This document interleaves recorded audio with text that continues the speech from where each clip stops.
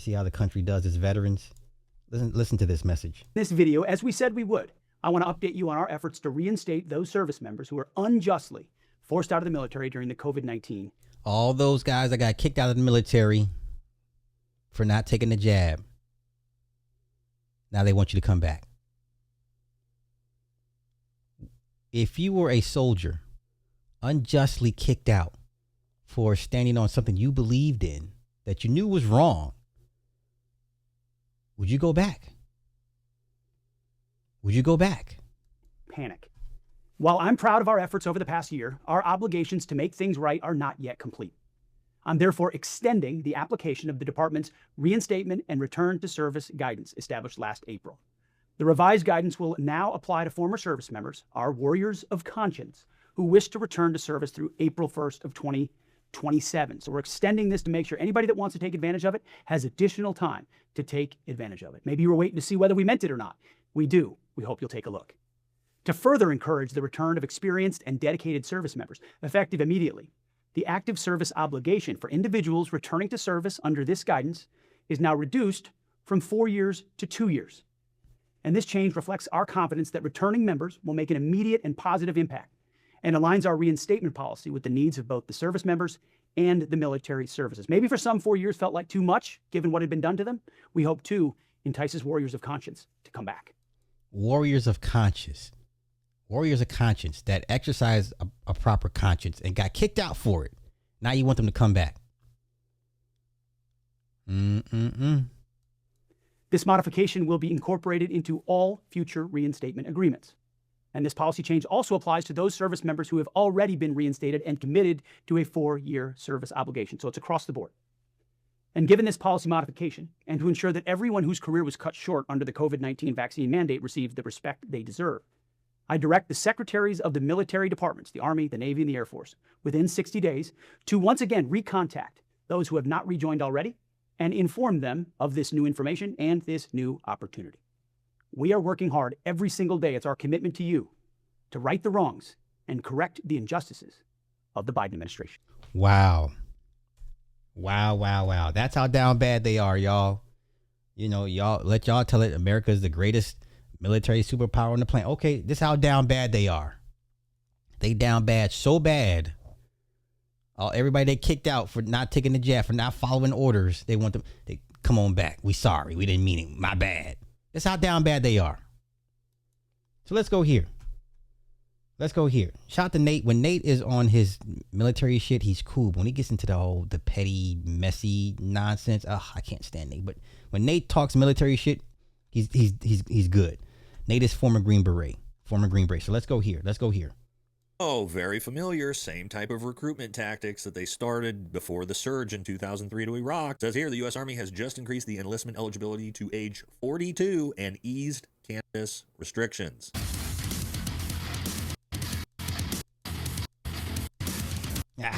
Welcome back to the channel, everybody, and today we're going to talk about an uncomfortable topic that is growing rapidly in America, and that is also the question I get asked the most on this channel right now, and that is, do you think there will be a military draft for this conflict? Ooh, rough topic, huh? Well, unfortunately, I'm not here to fearmonger at all, but there is a lot of signaling right now by our own government could be headed in that direction eventually. So in this video, we're going to talk about the historical context and use of the draft. It's very, very important in understanding the likelihood of the draft being used here in the future. And again, I'm going to show you all the signals and the weird stuff coming out of the Department of Defense, signaling that they need more troops. Wonder what for? We're going to find out. So don't forget to like, comment, subscribe. Helps the channel. Follow us on Patreon. Grab some merch. Okay, let's jump into it. Let's talk about it. All you young bucks out there, and maybe even people my age, should you be worried that you may be getting drafted to go die in a foreign country for a foreign country? Well, let's talk about the historical use and context of the draft first, because again, I think it's very, very important for people to understand that I don't think people realize how often the draft has actually been used in America. And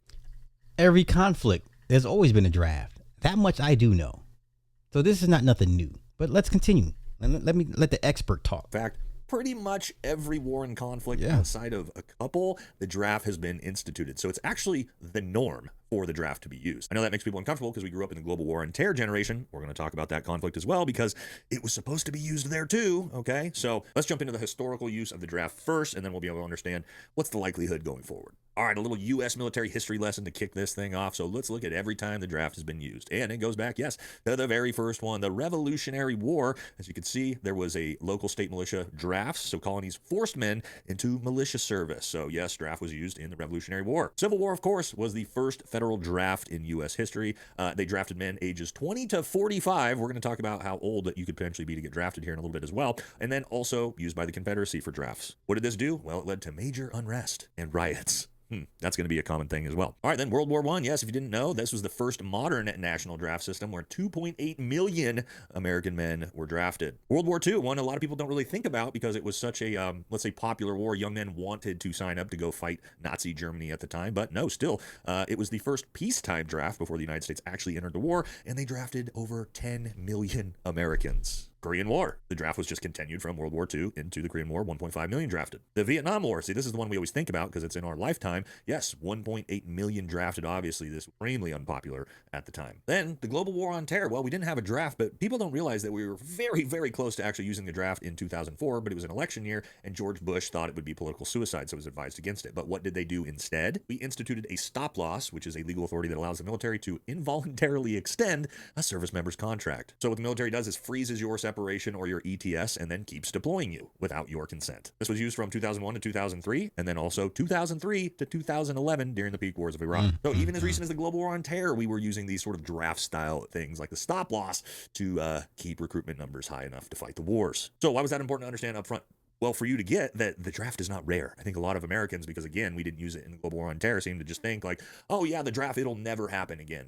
No, it always happens for the most part. Again, it's the rule, not the exception. The Global War on Terror was the exception in a way. So now that we understand that the government's not afraid to use it, let's talk about all the signals that are coming out of Washington, the Pentagon, and the Trump administration, signaling that we may be headed that direction. Now, first things first, understand, for us to get to the point to need a military draft here, we almost certainly would need to be a situation where we've launched a massive full-scale ground invasion into Iran, and we're attempting to actually forcefully overthrow the government and regime change. I don't think you're going to ever see a draft just based off of this type of bombing campaign type stuff, but as we're going to see here in a second, the fact that tens of thousands of troops from the Marines and the 82nd Airborne are now being deployed to the Middle East, it is looking more and more likely like a full-scale ground invasion could be a realistic scenario. I hope to God it's not, but we're watching them deploy the troops anyway. So let's understand where we're at with ground troops deployed. All right, currently we have 2 Marine Expeditionary Units deployed, the 31st MEU out of Okinawa, the 11th MEU out of Camp Pendleton, and that is roughly 4,000 to 5,000 Marines. Now, Marine Expeditionary Units, this is the exact type of Marine unit that you would want to use, mass scale, if you wanted to start conducting a ground-style invasion. All right, as it says here, each MEU is a full MAGTF infantry air support logistics, about 2,200 strong, designed to operate independently in hostile environments. This is not enough. You're going to need tens of thousands. Okay. So now I've heard generals say that Carg Island is a setup. I've heard retired generals say Carg Island, even if they took it over, they wouldn't be able to secure it. They would be sitting ducks for heavy bombardment. Okay. And there's another island they could take over. But once again, you have to touch the soil of Iran. You're not going to affect a regime change taking over 2 islands with oil what do they say have the offshore oiling. There's 2 islands with offshore oiling. You're not going to affect regime change by taking over 2 islands. You're going to have to set foot directly on the soil of Iran. 90 million Muslims. 90% Shia Muslims. Okay? Your 50,000 soldiers is not going to be enough. You're going to need hundreds of thousands of soldiers to even have a fighting chance. I'm here for it. But let's continue. And as our buddy Jack from Black Scout Survival says over here, you do not stack MEUs like this unless you are preparing options. One of those options is escalation. But that's not all. On top of those Marine Expeditionary Units for ground troops, the Pentagon is now sending thousands of 82nd Airborne troops to the Middle East as well. So we're looking at 10 to 15,000 ground troops maybe being deployed into the region. Again, maybe it's posturing, but it's very odd that you would deploy that many ground troops, especially from the MEUs and the 82nd Airborne, which you would expect if you actually want to start to throw in the ground invasion into a very difficult geographical place like Iran. Well, the MEUs and the 82nd Airborne are going to be the type of units that you're going to want to use for that initial invasion to take ground. Now, let me tell you what Jack from Black Scout Survival actually told us yesterday, and he lives in South Carolina. He was in getting a tattoo, and there was a young 82nd Airborne soldier sitting next to him getting tattooed who got a phone call in the middle of his tattoo that there was a massive recall going on at 82nd Airborne, and he had to get up in the middle of his tattoo unfinished to immediately drive back home. Typically, if you see a big recall like that, it's signaling that they are most likely going to deploy soon. Again, we don't know for sure, but it's not looking great. And all the signaling and rumors from the Pentagon talking about taking Carg Island, that looks to be like it might be what this administration is posturing to do, which we've talked about before,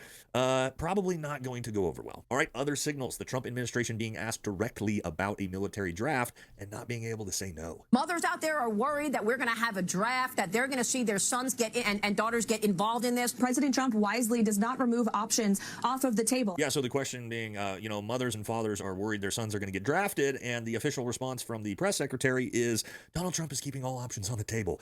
That's not what you want to hear, especially after this is what they ran the campaign on. Keep in mind, this was just in September of 2024. Honest guidance to those young men, and I think their concerns are very legitimate. But if you're worried about the world spinning out of control, if you're worried about a military draft, if you're worried about, God forbid, a world war, the best way to prevent it is to vote for Donald Trump. And I really believe that. Now, some other really big cues to this. So, very familiar, same type of recruitment tactics that they started before the surge in 2003 to Iraq. It says here, the U.S. Army has just increased the enlistment eligibility to age 42 and eased cannabis restrictions. And what they mean by easing cannabis restrictions, no, not that you'll be able to smoke weed in the military, although that may be coming soon, depending on how bad it gets for recruitment, but that people who have cannabis-related crimes on their records, yeah, the military doesn't really care about that anymore. That was very much like people who had felonies or neck tattoos, face tattoos, things like that, and before the surge, who they just decided, all right, we need men for the meat grinder. But that's not all. There's more. But wait, there's more. Today in this video, as we said we would, God, his face is looking bloated, huh? I mean, just way over the top on the whiskey intake, I'm sure. Imagine the stress of being the Secretary of War after you've completely boloed and fucked the United States. It's probably pretty stressful. I want to update you on our efforts to reinstate those service members who were unjustly forced out of the military during the complete. I'm therefore established last April. I had a form through April, so we're extending this. We meant it or not. If you were going to start World War III or not, and it turns out you did. And so, yeah, maybe recruitment, if I had to guess, is probably in the toilet right now. We're going to talk about that in a second. But it's just another thing. Now we're talking about extending the deadlines for people who got out during COVID to get back in. We're also saying, hey, enlistments go down from 4-year mandatory down to 2-year mandatory. Hey, the age, we're jacking it up to the 40s to where you can enlist. You see what's happening? All of these things are signaling that maybe we don't have enough troops for whatever they're planning on doing. And that's where it gets scary when you're talking about the potential for military draft. Now, of course, you're going to see things like this first, trying to get recruitment numbers up organically. Then next, you'll see things like stop loss, where we're just going to stop letting troops from getting out, or even recalling. You may start to see that. So those of you who've gotten out recently, and even all you officers out there, and even people like me, if it gets bad enough, well, there's potential. We're going to find our way back in. That'll typically be before the draft is instituted. Typically, the draft will be the last thing they do because it is absolute political suicide. When we're talking about a conflict that has a 20% approval rating from American citizens trying to institute a draft on top of that, oof, whatever party decides to do that, you're absolutely hosed. The scary thing is that MAGA and Donald Trump know that they're going to get obliterated in midterms, so they might not even care. It doesn't matter at this point. Yeah. Hey, do everything you can before November. Yes. What are you going to do? Impeach him? You're not going to impeach him. And you may get everybody else around him, but then the next guy they put in, you better make sure he's a Democratic president. Listen, after Trump, you're not going to see a Republican president for a very, very long time. After Trump, you are not going to see a Republican president for a very, very, very long time. You're never going to see one no time soon. So go ahead and get it all out now, guys. I'm here for it. Signaling of that last night as a Democrat just unseated a Republican. We already covered all that. Okay. Are you not entertained? I sure am.